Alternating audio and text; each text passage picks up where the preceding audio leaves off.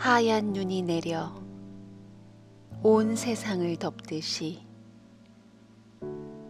우리의 걸음걸음 죄의 발자국 모두 덮으사 우리 모두와 함께 하시려 오신 임마누엘 하느님, 우리를 사랑하신 까닭에 연약한 존재의 옷을 입으시고 더 낮고 낮은 곳을 찾으신 우리의 구원자 예수 그리스도와 함께 우리도 낮은 곳을 향하게 하소서. 이제 우리 빈 마음을 열어 우리 주님을 간절히 기다립니다. 평화로 오시는 주님, 자비로 오시는 주님, 사랑으로 오시는 우리 주님, 예수 그리스도의 이름으로 기도드립니다. 아멘.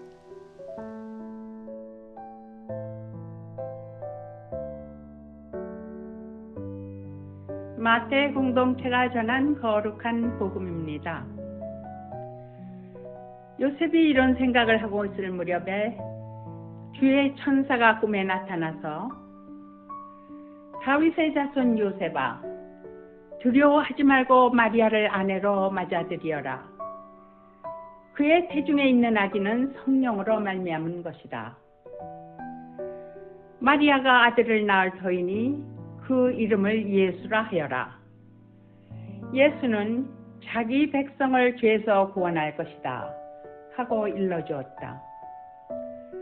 이 모든 일로써 주께서 예언자를 시켜 동정녀가 잉태하여 아들을 낳으리니 그 이름을 임마누엘이라 하리라 하신 말씀이 그대로 이루어졌다. 임마누엘은 하느님께서 우리와 함께 계시다는 뜻이다. 주님의 말씀입니다.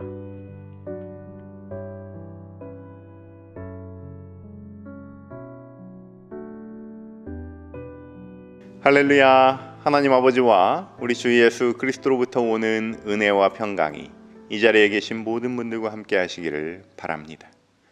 오늘 본문은 크리스마스 때 인기 있는 성경 구절이죠. 주로 성탄 공연 때 아이들이 열심히 암송해서 실력을 뽐내는 구절인데요. 다음 주 성탄 감사 예배 때도 우리 어린이들 한번 기대해 보겠습니다. 마지막 구절 23절 말씀, 우리가 참 좋아하는 말씀입니다. 하느님께서 우리와 함께 계시다. 한번 따라해 보실까요? 하느님께서 우리와 함께 계시다. 이러한 임마누엘의 소망이, 이 낮은 곳에 하느님이 우리와 함께 주신다는 그러한 소망이 기다림의 절기 대림절 시기에 저와 여러분에게 가득하시기를 주님의 이름으로 축원합니다. 오늘의 성경 구절에는 수태고지라고 하는 특별한 이름이 있습니다. 마리아에게 성령으로 잉태되어 백성을 구원하실 예수가 나실 것임을 지금 누구에게 알리고 있습니까? 천사가 요셉에게 고지하는 장면이에요.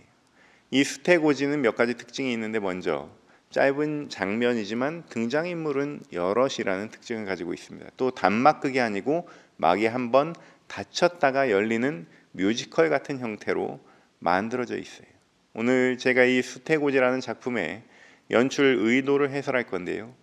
여러분은 이 작품에 출연하고 싶어서 오디션에 공들여서 합격한 훌륭한 배우들이다, 이렇게 스스로 한번 생각해 보시고 과연 나는 어떤 역할을 맡으면 좋을까 상상하시면서 한번 들어보시겠습니다. 먼저 1막이 열립니다. 이 작품은 시간 순서대로 막이 나눠진 게 아니에요.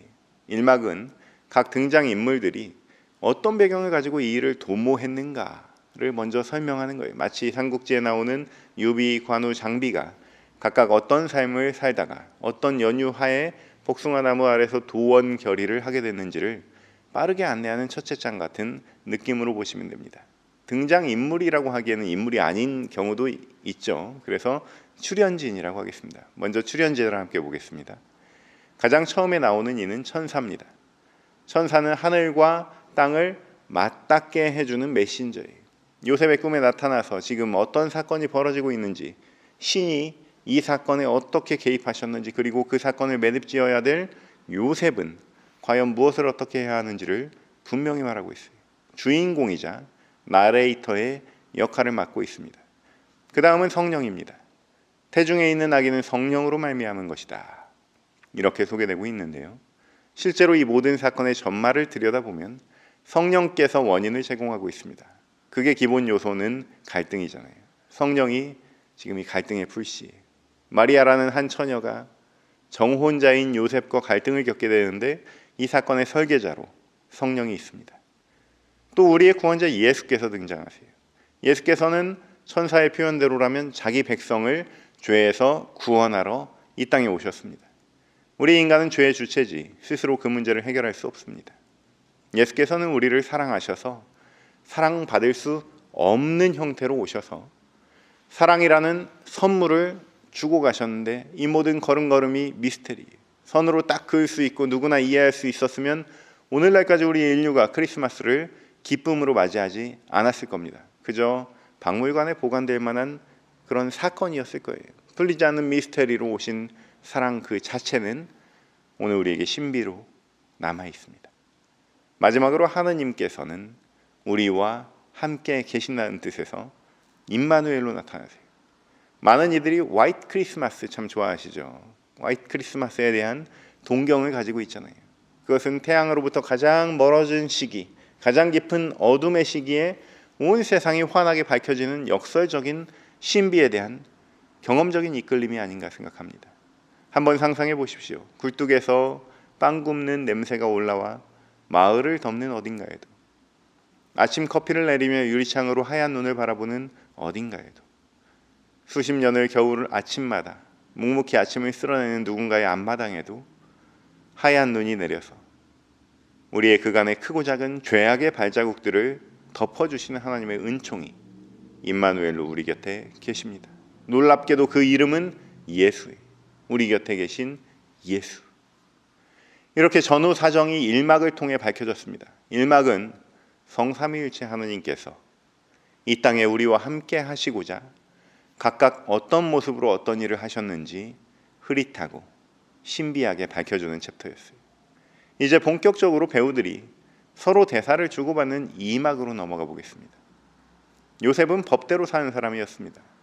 먼 조상 이집트의 총리를 지낸 사람도 요셉이잖아요. 그 요셉의 아버지도 야곱이었어요. 마리아의 남편 요셉의 아버지도 야곱이었습니다. 먼 조상 요셉도 있는 그대로밖에 얘기할 줄을 몰라서 구덩이에도 빠지고 외국에도 팔려가고 감옥에도 갇혔었는데, 마리아의 남편 요셉도 말 그대로 이름값을 하느라고 불의와 타협할 줄 몰랐습니다. 그저 늘 정직하게 법대로 살아가는 사람이었어요. 그러나 남에게 상처를 주는 타입은 아니었습니다.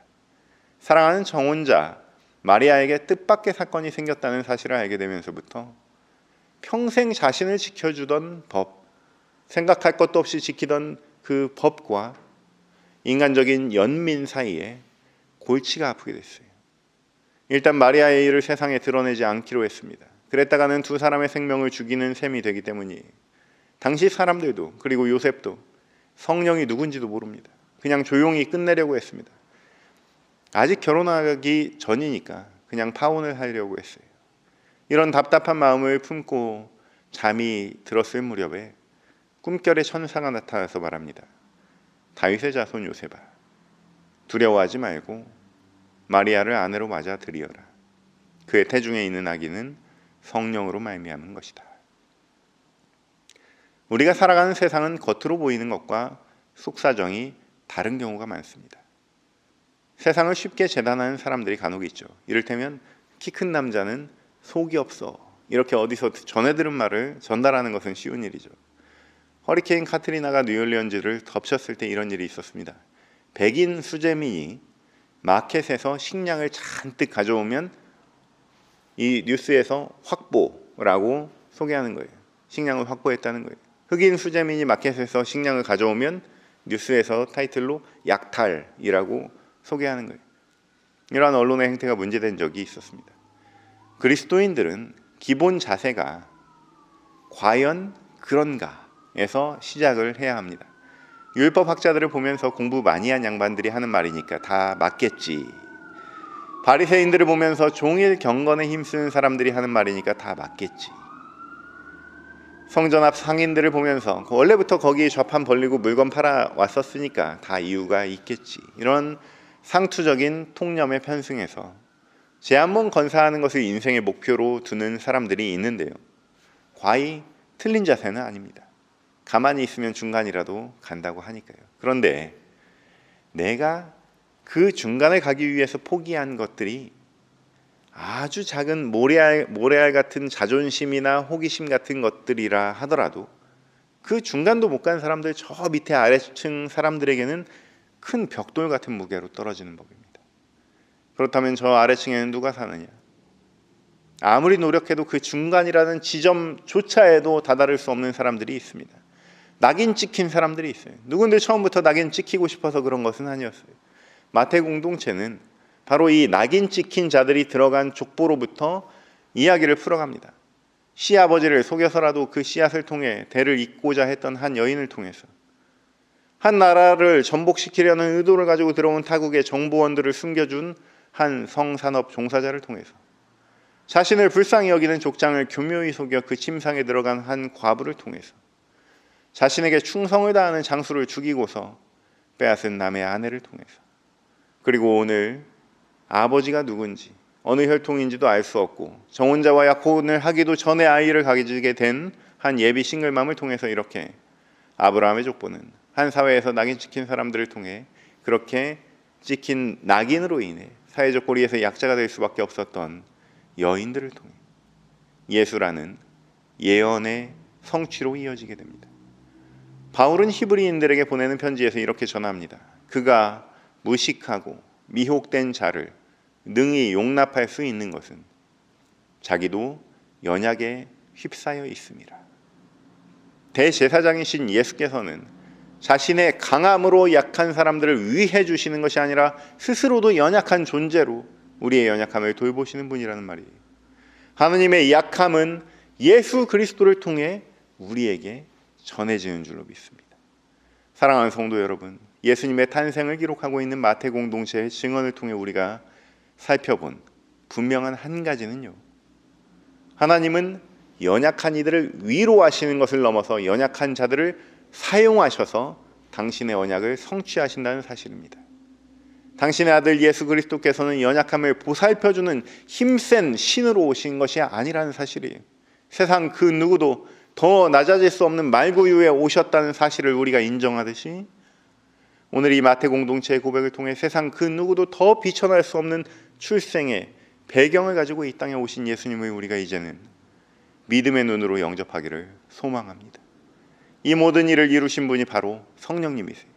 성령님은 중재자로 우리 가운데 오신 하나님이십니다. 젖먹이 초등 신앙을 가진 사람들에게는 다윗의 자손으로 왕으로 오신 것으로 고백되어지면서 동시에 간단한 것도 먹을 수 있는 깊은 신앙을 가진 자들에게는 가장 비천한 신분으로 오셨음을 마치 홀로그램처럼 마태 공동체가 증거하고 있는데, 굉장히 정교한 구전의 종합이라고 평가받고 있는 부분이, 어디서 봐도 어떻게 봐도 은혜가 되는 아름다운 진실이 이 안에 녹아들어 있습니다.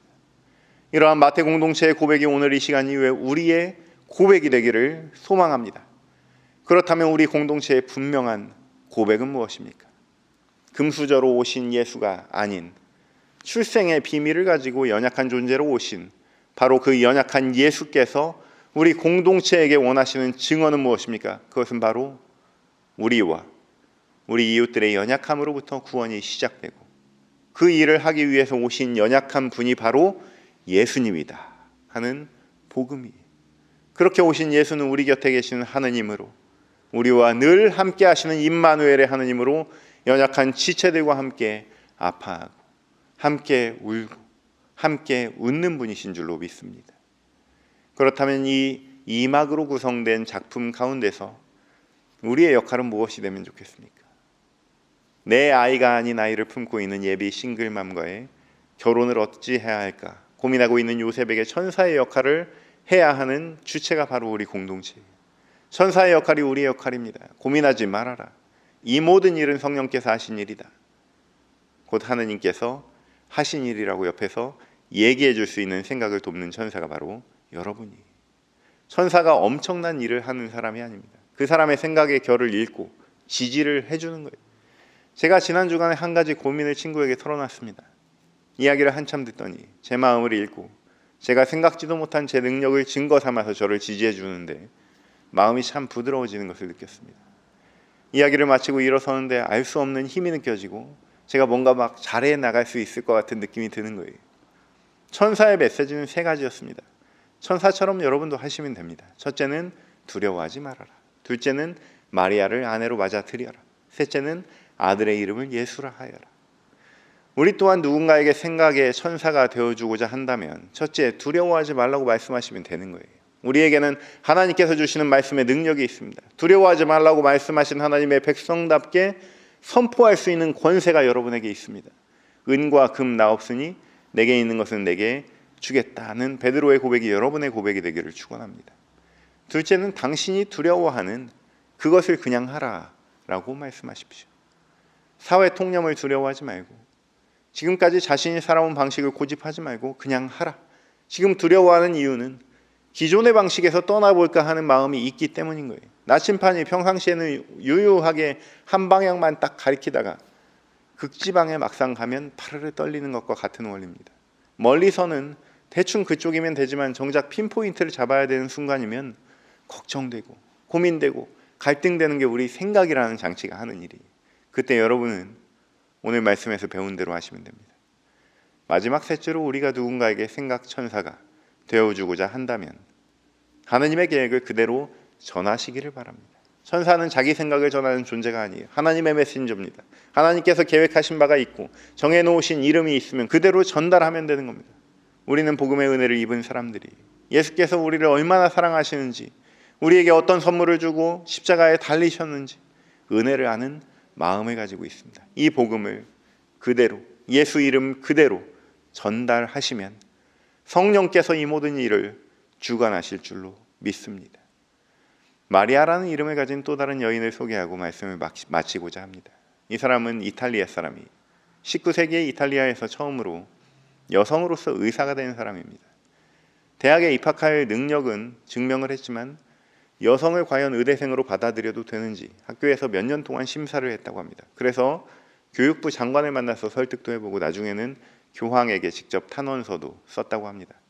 훗날 의사가 되었습니다. 그렇지만 동정녀 마리아처럼 이 마리아도 아이를 갖게 되는 거예요. 그러나 자신도 모르게 그 마리아의 엄마가 이 미혼모인 마리아의 아이를 다른 데 입양을 시켜버리는 거예요. 자식을 잃은 슬픔을 무엇에 비견할 수 있겠습니까? 아이를 잃어버린 어머니 마리아는 자신에게 닥친 불행을 하나의 사회운동으로 승화시켰어요.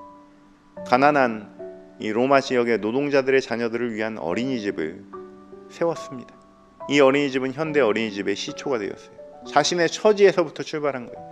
여성과 어린이와 가난한 사람들의 인권을 위해서 새 길을 열어낸 이 여인의 이름은 마리아 몬테소리입니다. 뒷날 인류학과 교육학까지 범위를 넓힌 그녀는 이렇게 말했습니다. 교육은 박제된 나비 같은 아이들에게 핀을 뽑고 자유롭게 하늘을 나는 법을 알려주는 것이라고 강조했어요. 사랑하는 성도 여러분, 오늘 수태고지를 하러 온 천사를 다시 한번 생각해 보십시오. 박제된 나비 같은 유대인 요셉을 고정시키고 있었던 핀을 뽑아줍니다. 두려움을 몰아내줍니다. 그리고 진리이신 예수 그리스도를 소개합니다. 예수께서는 진리가 너희를 자유케 하리라고 말씀하셨죠. 우리를 죄에서 자유케 하시려고 이 땅에 오셔서 우리와 함께 계셔주신 하느님 예수 그리스도의 그 사랑을 묵상하며 또 천사가 그러한 것처럼 기쁨의 구원의 소식을 전파하며 마지막 한 주간의 기다림을 누리시는 복된 저와 여러분 되시기를 주님의 이름으로 축원합니다. 모든 지각 위에 뛰어난 하나님의 평강이 그리스도 예수 안에서 너희 마음과 생각을 지키시리라.